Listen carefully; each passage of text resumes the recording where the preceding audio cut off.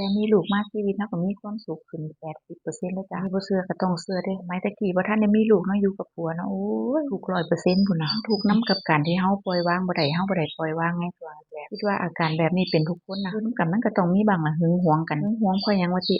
ผัวไปสนใจคนอื่นเราก็คิดแล้วน้อยใจแล้วที่อยู่นำกันมาหลายปีบ่เคยใส่ใจเราแต่ว่ากับคนอื่นนี่โอ้ยยิ้มหัวเว้าดีจังซั้นจั่งซี้ก็บ่แม่นแม่ซีเนาะพอสิให้ปล่อยวางมันมีบ่คนที่อยู่นำกันแต่บ่หึงบ่หวงกันนี่โอ้ยข้อยบ่เชื่อดอกอยู่นำกันใหม่ๆมันก็ต้องมีบ้างล่ะหึงหวงกันทะเลาะกันเถียงกันจังซี้พอแต่มีลูกคนที่2แล้วความคิดนั้นของข้อยก็ปล่อยวางลงหลายเติบหันมาโฟกัสที่ลูกชีวิตเราก็มีความสุขขึ้นเลยมีความสุขก็บ่ได้แปลว่าบ่มีความทุกข์แต่มันก็ทุกข์อยู่ทุกข์นำคิดนำลูกนี่ล่ะก็มีความทุกข์ความกังวลแตกต่างกันไประหว่างลูกกับผัวก็ได้ทั้งนี้ทั้งนั้นจะสุขหรือทุกข์มันก็อยู่ที่จิตใจเรานี่ล่ะทุกมื้อนี้ก็ปล่อยวางลงหลายเติบแล้วลูกเราก็เลี้ยงได้แต่โตแต่หัวใจเราก็เลี้ยงบ่ได้ดอกอิหยังสิเกิดมันก็ต้องเกิดให้มันเป็นไปตามธรรมชาติของมันสิเป็นเครียดหลายคิดหลายมันก็ใช้ชีวิตลำบากแค่เราตั้งใจทำหน้าที่ของแม่เราให้ดีที่สุดก็พอแล้วเนาะพี่น้องเนาะอิหยังสิเกิดก็ให้มันเกิดไปมันห้ามบ่ได้ดอกใช้ชีวิตกับมื้อต่อมื้อให้มันมีความสุขก็พอ